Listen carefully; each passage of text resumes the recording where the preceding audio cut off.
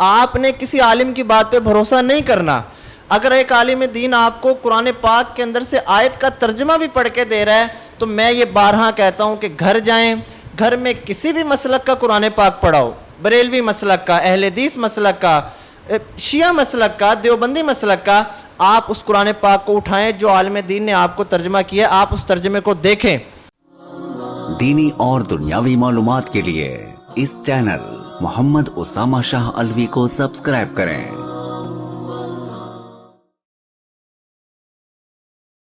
بسم اللہ الرحمن الرحیم۔ امید کرتا ہوں مجھے سننے والے تمام دوست احباب خیر و عافیت سے ہوں گے۔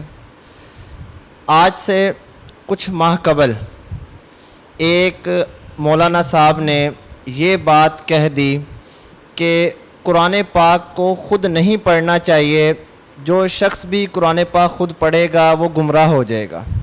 انہوں نے یہ بات کہہ دی۔ اس کے بعد دو طبقے بن گئے، ایک وہ طبقہ جو ان کو غلط کہنے لگ گیا، جو کہ کسی حد تک ٹھیک بھی تھا، ایک وہ طبقہ جو ان کی سائیڈ لینے لگ گیا۔ دیکھا جائے تو کسی حد تک وہ بھی ٹھیک تھا۔ اب ہوا کیا کہ لوگوں نے اس متعلق سوال کیا۔ کل میرے ایک دوست نے جب مجھ سے اس متعلق سوال کیا، پھر میرے ذہن میں آیا کہ کیوں نہ اس کے اوپر بھی آپ عوام سے گفتگو کی جائے۔ انہوں نے یہ کہا کہ قرآن پاک کو ترجمہ تفسیر کے ساتھ خود پڑھنا تو قرآن پاک آپ کو گمراہی میں ڈال سکتا ہے۔ یہ انہوں نے بات کہی جو کہ سراسر غلط تھی۔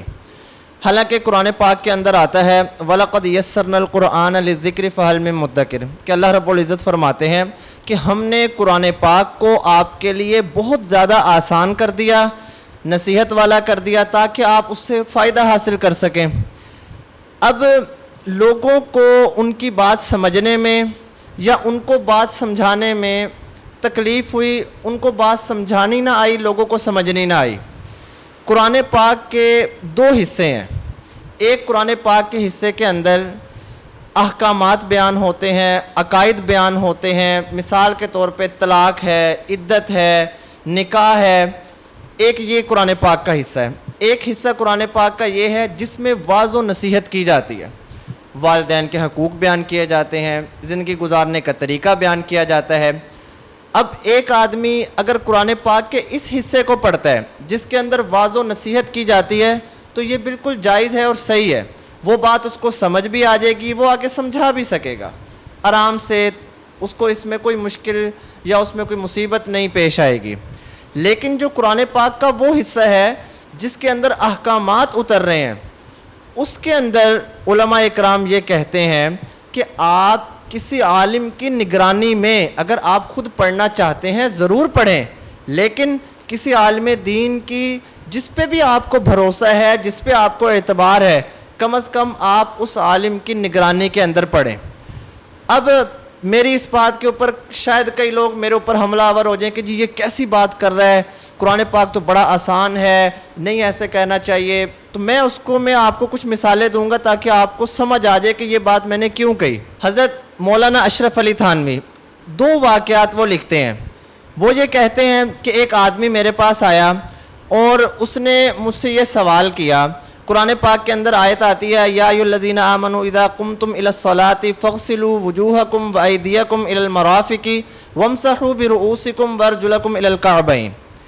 اس نے یہ کہا کہ جو ارجلکم ہے اس کا جو عطف ہے وہ وامسحوا برؤوسکم کے اوپر ہے، کہ جیسے تم اپنے سروں کا مسح کرو ویسے ہی تم اپنے پیروں کا مسح کرو تو تمہارے لیے وضو مکمل ہو جائے گا۔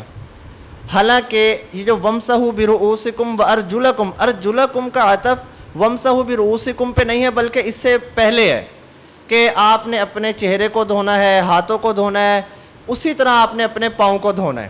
اب جب وہ آدمی نے خود قرآن پاک کو پڑھا تو وہ اس کو سمجھ نہ سکا، اور سمجھنے میں وہ یہ غلطی کر گیا کہ وامسحوا برؤوسکم وارجلکم، اس کو یہ لگا کہ وامسحوا مسح کرو اپنے سروں کا اور مسح کرو اپنے پاؤں کا۔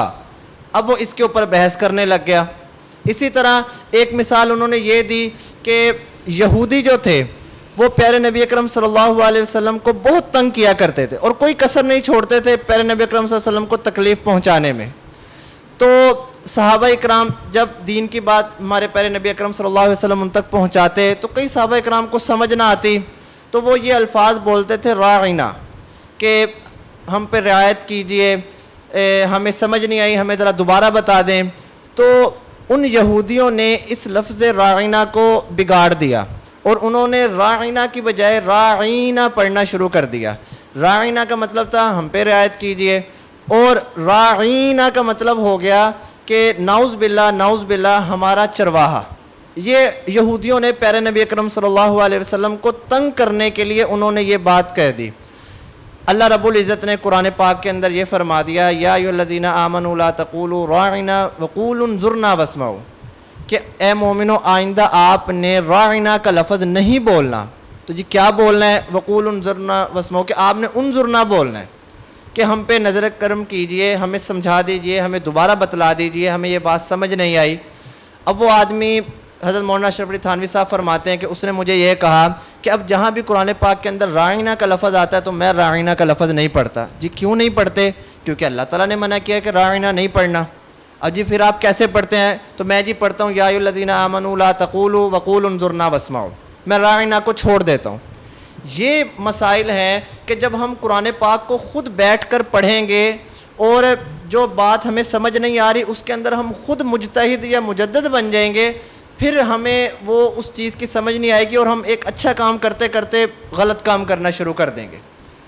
اسی طرح قرآن پاک کے اندر دوسرے سپارے میں طلاق یافتہ عورت کی عدت کے متعلق ہے، تو اس عدت کے اندر لفظ آتا ہے قروء کا، ثلاثۃ قروء۔ اب قروء سے مراد حیض بھی ہے، قروء سے مراد طہر بھی ہے۔ اب اگر ایک آدمی سے مسئلہ پوچھا جائے تو وہ اس سے کیا لے گا؟ جس کو جو علماء کے پاس نہیں بیٹھا یا جس نے قرآن پاک کی کسی عالم دین سے تفسیر نہیں پڑھی، اب اس کو سمجھ نہیں آئے گا۔ وہ قروء سے مراد حیض لے، وہ قروء سے مراد طہر لے، معاملہ گڑبڑ ہو جائے گا۔ اسی لیے علماء اکرام یہ کہتے ہیں کہ آپ کسی عالم دین کی نگرانی کے اندر قرآن پاک پڑھو، ورنہ میرا اپنا ذاتی یہ موقف ہے، میں تو اپنے ہر بیان میں یہ کہتا ہوں کہ اسلام کو بگاڑا ہی تب گیا جب عوام نے علماء اکرام پہ آنکھ بند کر کے بھروسہ کرنا شروع کر دیا۔ آپ نے کسی عالم کی بات پہ بھروسہ نہیں کرنا۔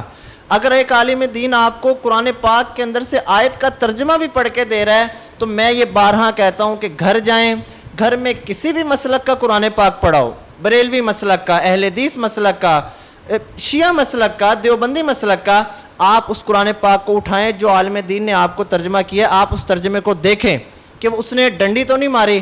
اگر اس نے ڈنڈی ماری ہے تو پھر آپ کو آئندہ اس کو ڈنڈا مارنا چاہیے، اور اس کے پاس جانے کے آپ کو انکار ہو جانا چاہیے کہ میں نے اب نہیں جانا۔ آپ خود جستجو کریں۔ جب قرآن پاک کو ہم اگر حقیقت یہ ہے کہ ہم پڑھنا شروع کر دیں گے تو کئی ایسے مسائل ہیں، کئی ایسی چیزیں ہیں جو ہم تک غلط پہنچائی گئی ہیں، قرآن پاک وہ ہم تک ظاہر کر دے گا۔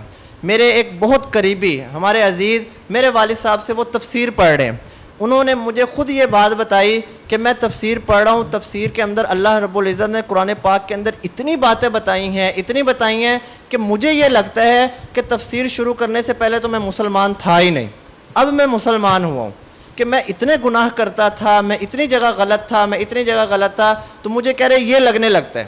تو قرآن پاک کی تفسیر جو ہے وہ آپ پہ جو آج کل کی دنیا کے جھوٹ ہیں وہ عیاں کر دے گی، اور وہ سچائی آپ کے سامنے لے کے آئے گی جو ایک عالم دین آپ کو کبھی بھی نہیں بتائے گا، کیونکہ اس کا پیٹ کا سوال ہے، بریانی کا سوال ہے، باہر پکنے والی دیگ کا سوال ہے، وہ آپ کو نہیں بتائے گا۔ آپ ضرور ترجمہ پڑھیں، بلکہ میں تو کہوں گا کہ مفتی تقی عثمانی صاحب ان کا ترجمہ آسان ترجمہ آپ وہ پڑھیں، یا آپ وہ نہیں پڑھنا، آپ نے اپنے مسلک کا ترجمہ پڑھنا ہے خود پڑھیں، لیکن اس کے اندر پھر آپ 2-4 باتوں کا اہتمام کریں۔ وہ اہتمام یہ ہے کہ آپ ترجمہ پڑھنے کے لیے کسی عالم کی نگرانی میں بیٹھیں۔ اگر آپ عالم کی نگرانی میں نہیں بیٹھ رہے، خود پڑھ رہے ہیں، تو آپ ترجمے کے اندر مجتہد نہ بن جائیں، اپنی طرف سے مطلب نہ نکالنے لگ جائیں، اور اگر آپ نے خود ترجمہ پڑھا ہے تو آگے نہ پڑھائیں، کسی کو وہ ترجمہ خود اپنی نگرانی میں نہ پڑھائیں کہ میں نے پڑھ لیا میں آپ کو پڑھاؤں گا، ورنہ آپ خود ترجمہ پڑھیں، قرآن پاک کا ترجمہ بھی پڑھیں، تفسیر بھی پڑھیں، اور قرآن پاک کو سمجھیں۔ یہ جس دن ہمیں قرآن پاک سمجھ آ جائے گا، ہم اللہ تعالیٰ کے بہت زیادہ قریب ہو جائیں گے، جو کہ ہم اللہ تعالیٰ سے ہم کوسوں دور ہیں۔ اور قرآن پاک کو ترجمے کے ساتھ ہی پڑھنا اور سمجھنا چاہیے. ہم تو قرآن پاک کو بس اوپر سے دیکھ کر الحمدللہ رب العالمین اور والناس تک پڑھ جاتے ہیں, ہمیں نہیں پتہ اللہ تعالیٰ ہم سے کیا کلام کر رہے ہیں اس کے اندر. حالانکہ ہونا یہی چاہیے کہ ہمیں قرآن پاک کو دیکھ کر, سوچ کر, سمجھ کر اچھی طرح پڑھیں. اللہ رب العزت سے دعا ہے کہ اللہ تعالیٰ ہمیں قرآن پاک کو پڑھ کر سمجھنے کی اور سمجھانے کی توفیق عطا فرمائے. وما علینا الا البلاغ المبین. دینی اور دنیاوی معلومات کے لیے اس چینل محمد اسامہ شاہ الوی کو سبسکرائب کریں.